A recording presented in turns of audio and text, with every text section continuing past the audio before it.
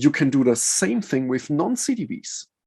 Yes, that's possible. Even though the source is not a PDB, we can do the same technique or use the same technique to migrate a non-CDB now into a PDB.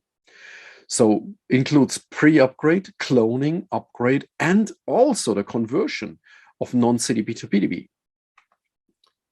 So it will be moved over and then plugged in, upgraded, converted.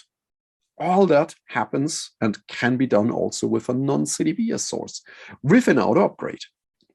So this can really, really ease your future migrations into multi-tenant environments a lot. So what do we have to do? Again, we start with a few preparation steps. Now we don't create a C## user because there's no common users in non-CDBs. We create a regular clone user here, and a clone user gets some privileges, the same privileges as before. In addition, the target CDB needs a database link pointing to the source, utilizing that clone user. Same thing as before, no difference. Then in my auto upgrade config file, you see the SID of the source. Here I named it non-CDB. Then source DB link dot non-CDB. This is the database link I created on the slide before.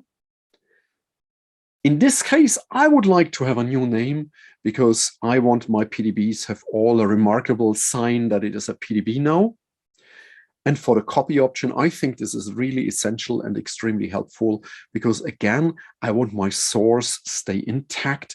In case something goes wrong, I easily can go backwards. And remember from our previous seminars, this is a migration. So fallback is not trivial, a rollback is not trivial. And in this case, we have the source still stay intact, even though it takes more time to copy it over. But here we have a relief because we can use the refresh option here as well.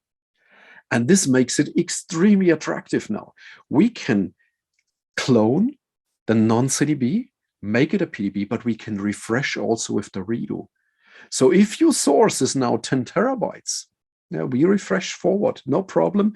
Here, I would like to refresh. You see the last line, start time 45 minutes. After the cloning operation has been completed, for 45 minutes, I would like to have a refresh every 300 seconds.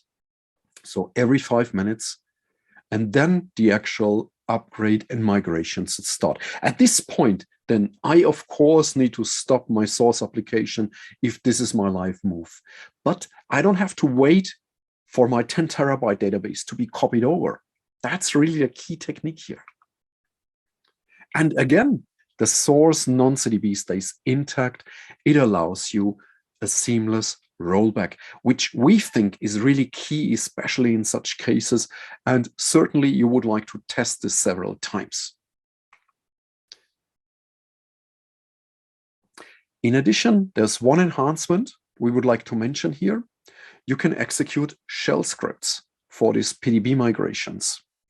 So before action dot PDB1 or whatever it is, this allows you to execute now a before action or after action shell script for a specific container you move over. This is new as well, because before that, the before and after action applied to the entire environment. So this can be really helpful. So once the clone operation is completed, you can remove the clone user. So a little bit of cleanup is quite good, and also the database link, because we don't need that user for any other purpose than for the cloning. So just keep that an eye on here. And one thing we would like to point out, be very cautious when you have to standby, when you have standbys somewhere.